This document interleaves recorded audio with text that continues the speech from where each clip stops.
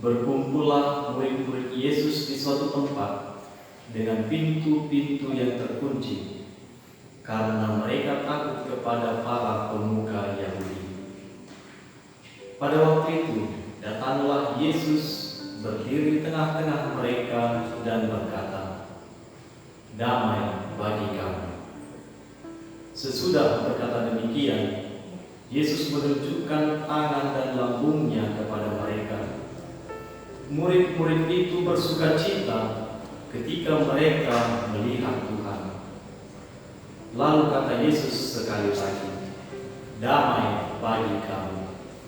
Sama seperti Bapa mengutus aku, demikian juga sekarang aku mengutus kamu."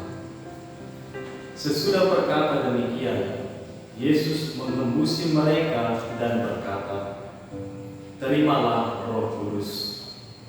Jika kamu mengampuni dosa orang, dosanya diampuni. Dan jika kamu menyatakan dosa orang tetap ada, dosanya tetap ada." Demikianlah sabda Tuhan.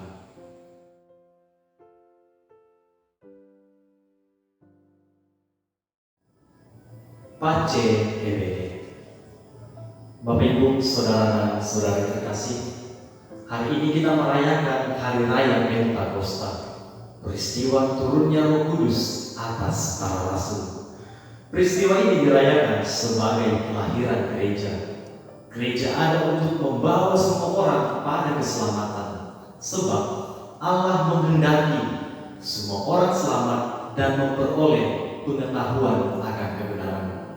Allah Bapa telah menyelamatkan kita dengan perantaraan Yesus Kristus dan dalam Roh Kudus.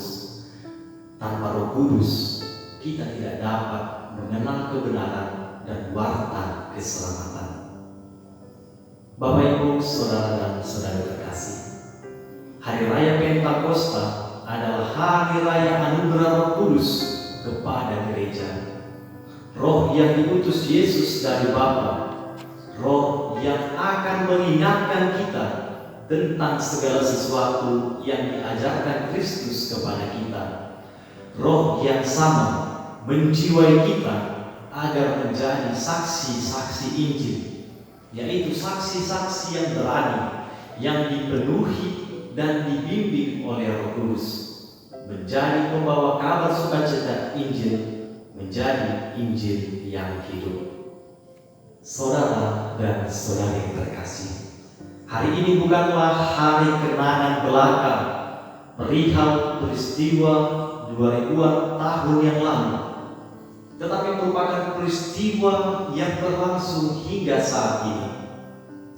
Roh Kudus tidak hanya turun atas rasul dahulu kala, tetapi setiap saat atas gereja dan anggotanya.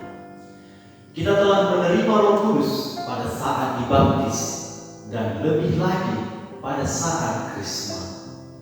Namun, Roh Kudus itu tidak hanya turun pada saat kita menerima kedua sakramen itu. Ia selalu turun setiap saat ketika kita memohon kepadanya. Dalam setiap doa epiklesis dalam perayaan Ekaristi, Roh Kudus datang dan menyucikan semua orang.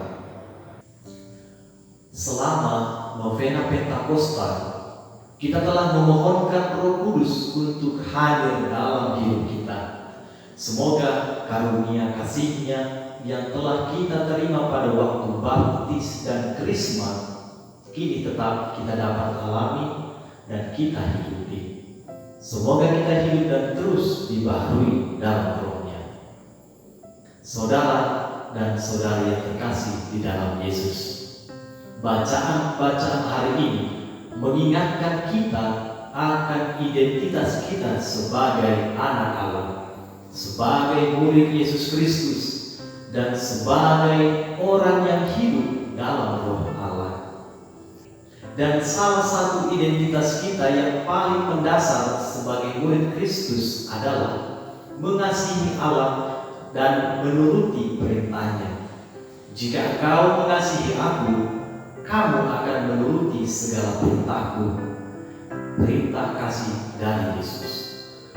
Peran Roh Kudus yang mengucapkan, membersihkan diri untuk bersaksi sebagai murid Yesus Kristus. Saudara dan saudari yang terkasih, peristiwa Pentakosta mengingatkan kita akan para murid yang berkumpul dan berdoa bersama. Lalu Roh Kudus dalam rupa lidah-lidah api turun ke atas mereka, dan para rasul berbicara dengan banyak bahasa, dan semua orang yang mendengar mereka mengerti apa yang mereka sampaikan. Karena itu, peristiwa Pentakosta membawa kekuatan bagi para rasul bahwa mereka harus bersaksi. Mereka sudah bersaksi melalui perkataan-perkataan mereka, dan banyak orang yang mendengarkan pengajaran mereka mengerti dan memahami apa yang mereka ajarkan.